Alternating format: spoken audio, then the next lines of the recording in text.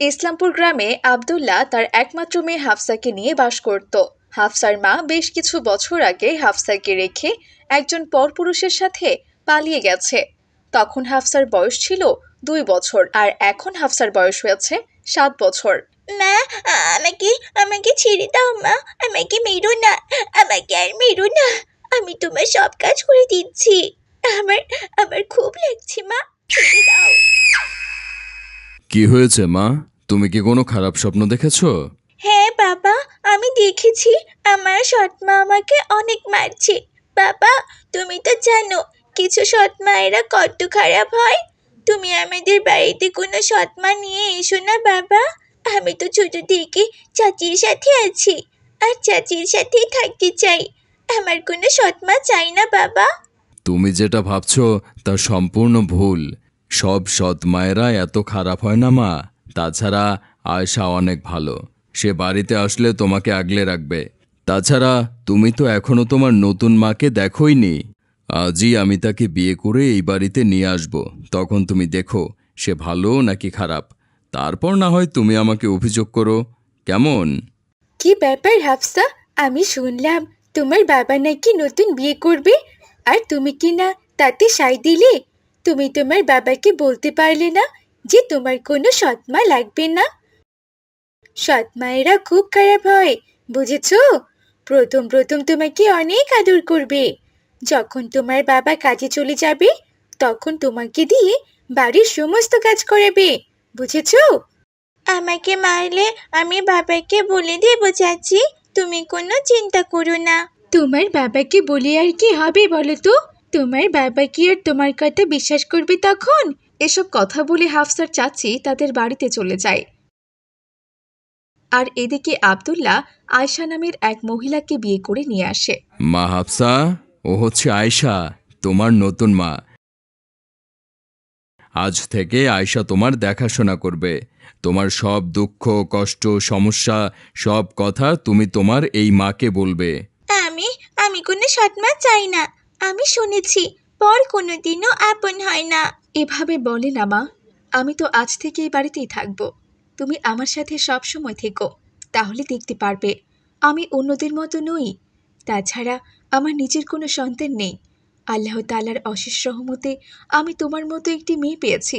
এসো মা, আমার কাছে এসো, এসো না। এই বলে আয়েশা যেই না হাফসার হাত ধরে, অমনি হাফসা হাতটা সরিয়ে দিয়ে সেখান থেকে চলে যায়। তুমি ওর কথায় কিছু মনে করো না আয়শা, ও ছোট মানুষ তো। হয়তো কেউ ওকে এসব বুঝিয়েছে যে সৎ মায়েরা কখনোই ভালো মা হয়ে উঠতে পারে না। একদিন দেখবে ও তোমাকে অনেক সম্মান করবে। কারণ কেউ জানুক বা না জানুক, আমি তো জানি তুমি অনেক ভালো।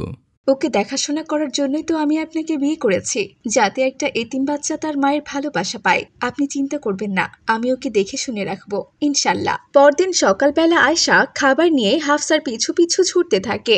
নে মা নে, এইটুকু খাবার অন্তত খেয়ে নে। হাফসা দাঁড়া মা, যাস না। আরে অন্তত এইটুকু খাবার তো খেয়ে নে মা। না না না, আমি খাবো না। তোমার হাত থেকে আমি কোনো কিচ্ছু খাবো না। আমি এখন খেলতে যাব, বুঝেছো? ঠিক তখনই সেখানে মারিয়াম চলে আসে। আসসালামু আলাইকুম আন্টি।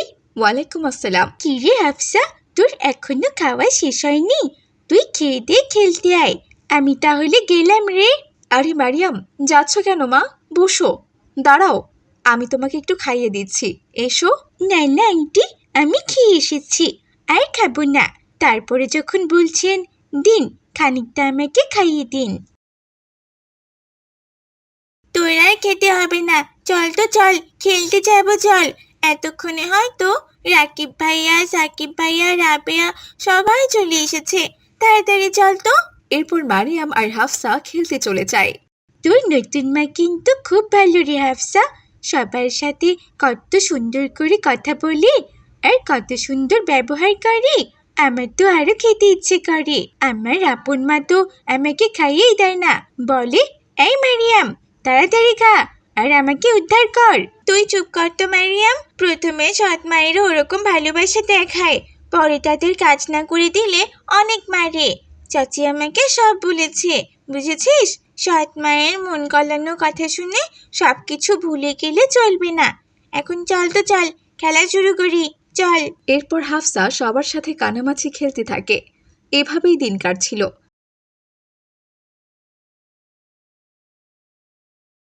একদিন সকালবেলা আব্দুল্লাহ চেয়ারে বসে খবরের কাগজ পড়ছিল।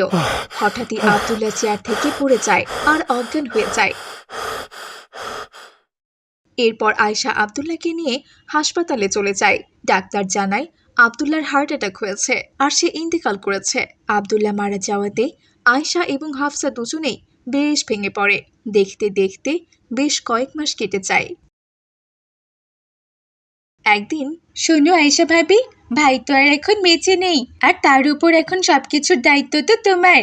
তোমাকে সংসার সামলাতে হবে, হাফসাকে লেখাপড়া করাতে হবে, আর তুমি তো জানোই ভাইয়ের শেষ ইচ্ছা ছিল হাফসাকে ডাক্তার বানাবে। ওকে পড়াশোনা করাতে গেলে তো অনেক টাকা লাগবে, তাই আমি বলছি কি তুমি বরং আমাদের কাছে বাড়িটা বিক্রি করে দাও, বুঝেছো? এসব তুমি কি বলছো সুমি? এই বাড়িটা আমি কিছুতেই বিক্রি করতে পারবো না।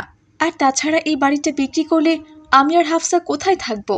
তুমি হয়তো জানো না, এই বাড়িটা তোমার ভাই অনেক আগে হাফসার নামে লিখে দিয়ে গেছেন। হাফসার যখন 18 বছর বয়স হবে তখন আমি ওকে বাড়ির দলিলটা দিয়ে দিব, ইনশাল্লাহ।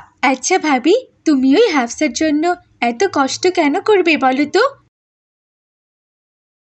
হাফসা তো তোমাকে মা বলে স্বীকারই করে না, আর তোমাকে দেখতেও পারে না।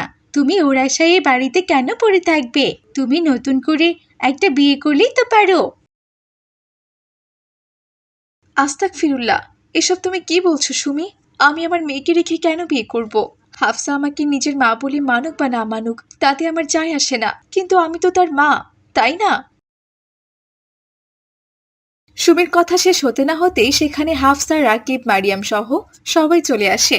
দেখেছো হাফসা, আমি তোমাকে বলেছিলাম না সুমি চাচি নিশ্চয়ই কোনো গন্ডগোল পাকিয়েছে। এখন সবটা নিজের কানে শুনতে পেলে তো? এই সুমি চাচি তোমার মায়ের কাছে তোমার দুর্নাম করছে, আবার তোমার কাছে তোমার মায়ের দুর্নাম করছে। আল্লাহ তাআলা আপনাকে হেদায়েত দান করুক চাচি। হ্যাঁ হ্যাঁ রাকিব ভাইয়া, আমি নিজে অনেক বুঝিয়েছিলাম, কিন্তু ও আমার কোনো কথাই শুনিনি। এখন দেখলি তো হাফসা, সব সৎ মায়েরা খারাপ হয় না। আর তোর চাচি তো তোদের বাড়িটা কিনে নেওয়ার জন্য তোকে রোজ রোজ কান পড়া দিত, বুঝেছিস? এখন নাকি তুই তোর মায়ের সাথে খারাপ ব্যবহার করবি? হ্যাঁ, তুমি তো আমার চাচি হওয়ার যোগ্যই নও। তুমি কোন সাহসে আমাদের বাসায় এসেছো? হ্যাঁ, এক্ষুনি আমাদের বাড়ি থেকে বেরিয়ে যাও, আর কখনোই তুমি আমাদের বাড়িতে আসবে না। তোমার মতো শয়তান অনুসারী চাচির আমার কোনো দরকার নেই, বুঝেছো? আবার পিছনে তাকাচ্ছ? সোজা মাথা নিচু করে এখান থেকে চলে যাও, চলে যাও বলছি। কেঁদো না মা, আর কেঁদো না। আমি তোমাকে বিশ্বাস করি মা, আমাকে তুমি ক্ষমা করে দিও মা। আমি আজ অব্দি কখনোই তোমাকে মা বলে ডাকিনি, কিন্তু তুমি আমার জন্য অনেক কিছু করেছো। বাবা চলে যাওয়ার পর থেকে আমাকে কখনোই তুমি বাবার অভাব বুঝতে দাওনি। নিজে স্কুল টিচার হিসেবে কাজ করে বাড়িতে এসে আমার জন্য ভালো ভালো রান্না করে আমাকে খাইয়েছো।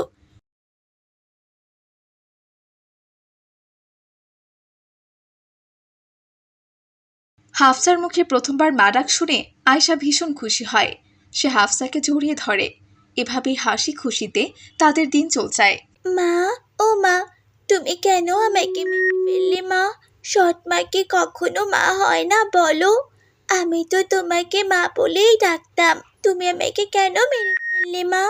না না মা, আমি মারতে চাইনি, আমি তোকে মারতে চাইনি রে, বিশ্বাস কর।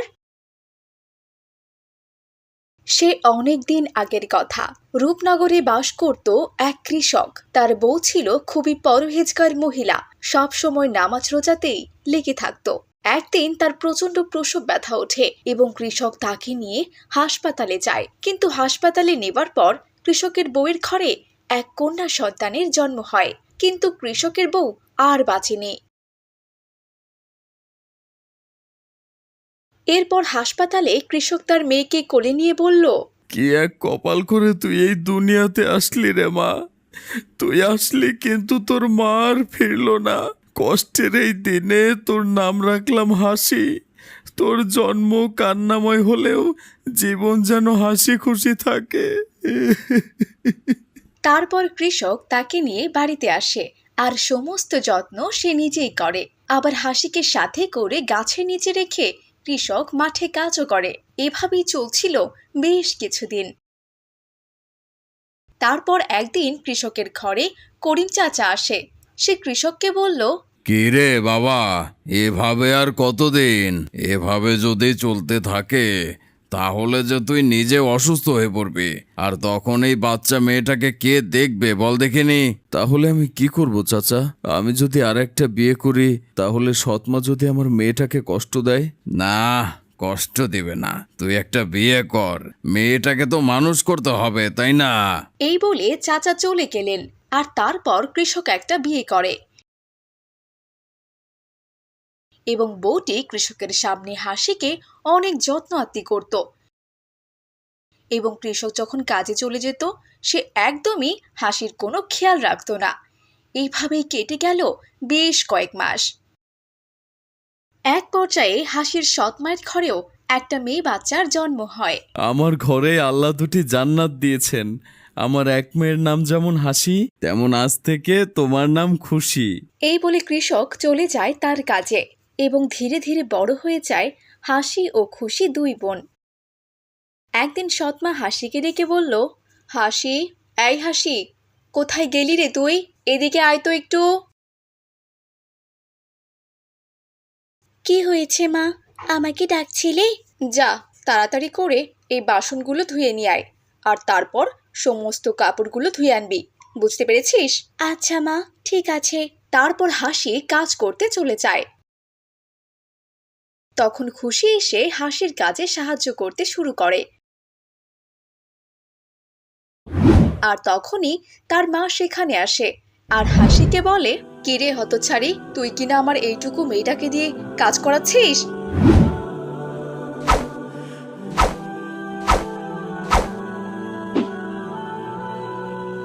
মা, ও মা, তুমি আপুকে মেরো না মা।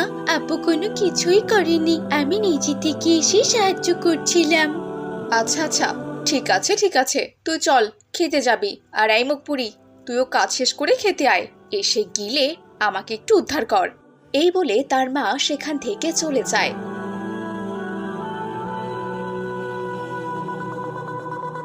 এবং খুশি ও হাসি গিয়ে খেতে বসে। খুশির প্লেটে ডিম আছে কিন্তু হাসির প্লেটে ডিম নেই।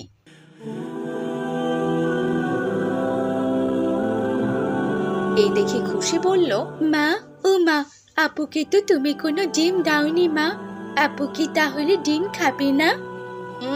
দরদ, তোমাকে দিয়েছি, তুমি খাও, এত কথা বলো না তো।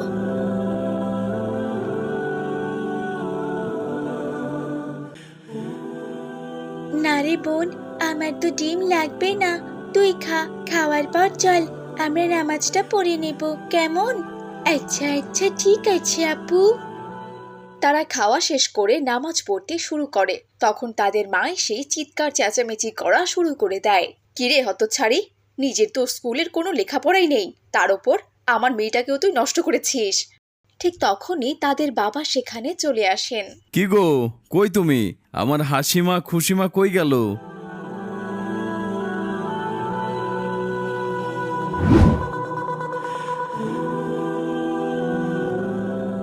মাশাল্লাহ, আমার হাসিমা তো অনেক সুন্দর করে বোনকে নিয়ে নামাজ আদায় করছে।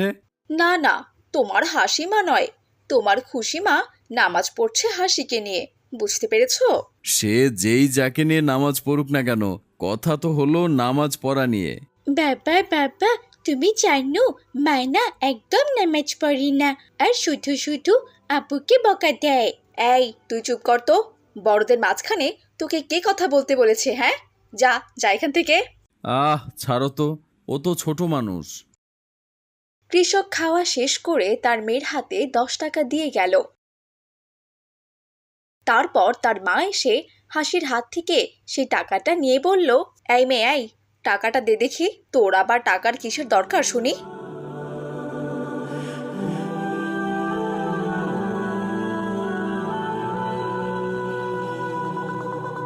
আপু, তুমি একদম মন খারাপ করো না, আমরা এই 10 টাকা দুজনে মিলে ভাগ করে খাবো, কেমন? তারপর একদিন রাতে প্রচণ্ড বৃষ্টি ও ঝড় শুরু হয়, আর সেই সময় মা হাসিকে ডেকে বলল, হাসি, যা তো, দোকান থেকে এক বাক্স মোমবাতি নিয়ে আয়, যা। মা, এত ঝড় বৃষ্টি হচ্ছে, এই ঝড় বৃষ্টির মধ্যে আমি কিভাবে যাব? তোকে আমি যেতে বলেছি না, এক্ষুনি যা। এরপর হাসি 50 টাকার নোট হাতে নিয়ে দোকানে যায়। সে মোমবাতি কেনে আর সেখান থেকে 10 টাকার চিপস খেয়ে নেয়। বাসায় এসে তার মা তাকে জিজ্ঞেস করে, কিরে হাসি, সে 10 টাকা কোথায়? হ্যাঁ, আসলে মা, আমি আমি একটা চিপস কিনে খেয়েছি। কি বললি তুই? হতচ্ছাড়ি কোথাকার, আজই হবে তোর শেষ দিন। এই বলে সে হাসিকে মারতে থাকে।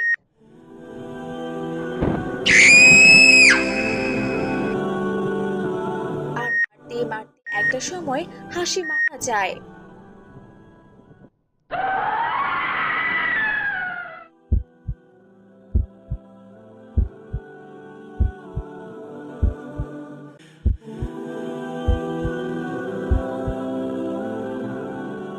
হাসি, এই হাসি, আরে ওঠ।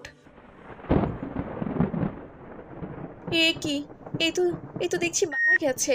এখন আমি কি করব? যাই, এক্ষুনি ওকে এখান থেকে সরিয়ে ফেলতে হবে। এই বলে সে হাসিকে একটা গর্ত করে মাটির নিচে চাপা দিয়ে দেয় এবং সেখানে অনেকগুলো গাছপালা লাগিয়ে দেয়। এদিকে কৃষক বাড়িতে এলে খুশির মা বলে, ওগো শুনছো, হাসিকে যে খুঁজে পাওয়া যাচ্ছে না। সেই বিকেল বেলা থেকে সে যে বাড়িতেই আসেনি।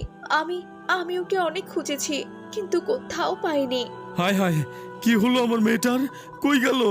এই বলে সে পুরো গ্রাম খুঁজতে লাগলো, কিন্তু কোথাও তার মেয়েকে পেল না।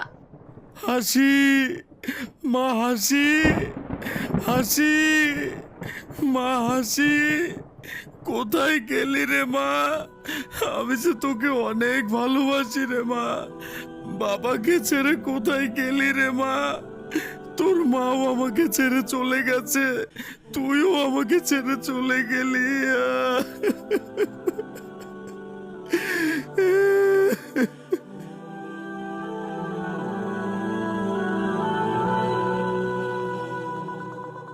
আজ যদি আমার হাসিটা থাকতো, তাহলে এই বড় মাছের মাথাটা আমি তাকেই দিতাম।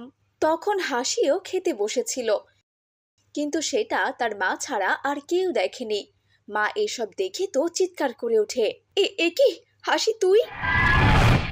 মা, ও মা, দাও না মা, আমাকে মাছের মাথাটা দাও না, দাও। হাসি, মানে হাসি এখানে কই থেকে আসবে? কি হলো?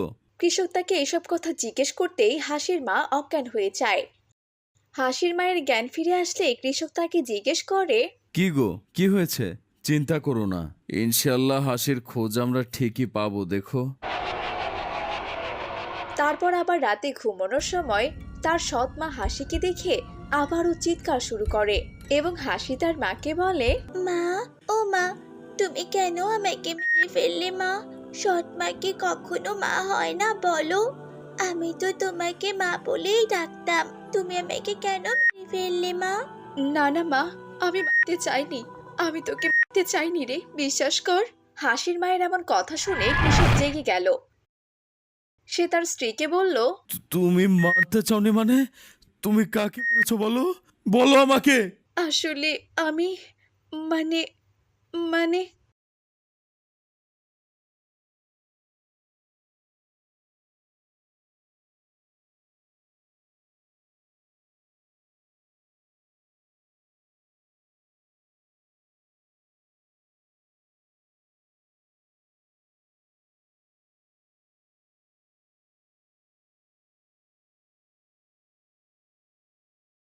হাসির সৎ মা তার বাবাকে সবকিছু খুলে বলে এবং হাসির কবরের কাছে তাকে নিয়ে যায়।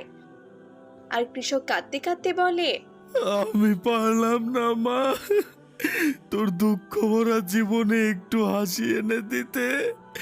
আমি এই মহিলাকে বিয়ে করেছিলাম তোকে ভালো করে বাঁচিয়ে রাখতে, আর এই মহিলাই কি না তোকে মেরে ফেললো। আমাকে ক্ষমা করে দে মা। হাসি, মা হাসি, আমাকে ক্ষমা করে দে মা।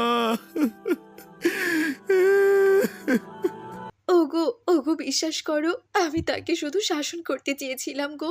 আমি আমি ওকে মারতে চাইনি। রাগের মাথায় কি থেকে যে কি হয়ে গেল। তো বন্ধুরা, এরকম সৎ মায়ের কিরকম সাজা হওয়া দরকার তা তোমরা কমেন্ট করে আমাদেরকে জানিয়ে দাও এবং অন্যকে এসব বিষয় সম্পর্কে সতর্ক করো। তার জন্য এই ভিডিওটা অনেক শেয়ার করা দরকার। অনেক মায়েরা ছেলেমেয়ে রেখে পালিয়ে যায় আর সন্তানের উপর দুঃখ নেমে আসে। তাই সবাইকে অনুরোধ রইল এই ভিডিওটা শেয়ার করার।